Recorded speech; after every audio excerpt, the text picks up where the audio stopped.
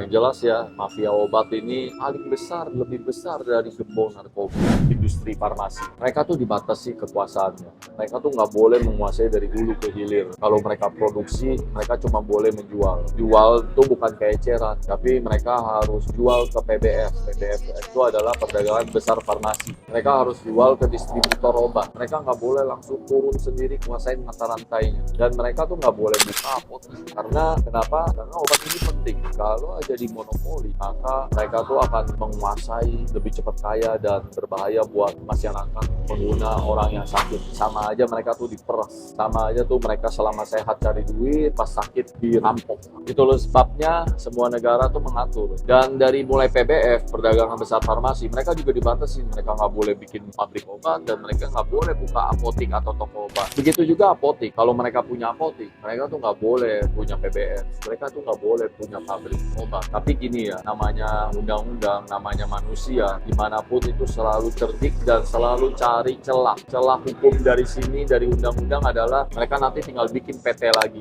PT yang berbeda. Seolah-olah mereka tuh berbeda perusahaan. Padahal mereka yang menguasai juga. Ada yang pabrik obat, ada yang perdagangan besar farmasi, ada yang apotik. Sama aja mereka menguasai. Tapi kita nggak bisa umumin dan sebarin secara lengkap caranya di sini. Yang jelas ya, mafia obat ini itu dari dulu di seluruh dunia itu ada. Paling besar, lebih besar dari gembong narkoba. Kalau dibilang siapa sih mafia narkoba atau mafia obat-obatan yang lebih besar, jelas mafia obat-obatan. Ya, karena kalau mafia narkoba diperangi sama seluruh dunia karena dampaknya tuh terlalu bermasalah buat rakyat. Sedangkan mafia obat itu kan dampaknya tuh nggak seperti tadi, ada kejahatan, tingkat kemiskinan, tingkat pengangguran, enggak. Bahkan mereka tuh bisa mengisi dengan obat yang palsu tapi punya khasiat yang menyerupai. Itulah sebabnya mafia obat tuh nggak tersentuh.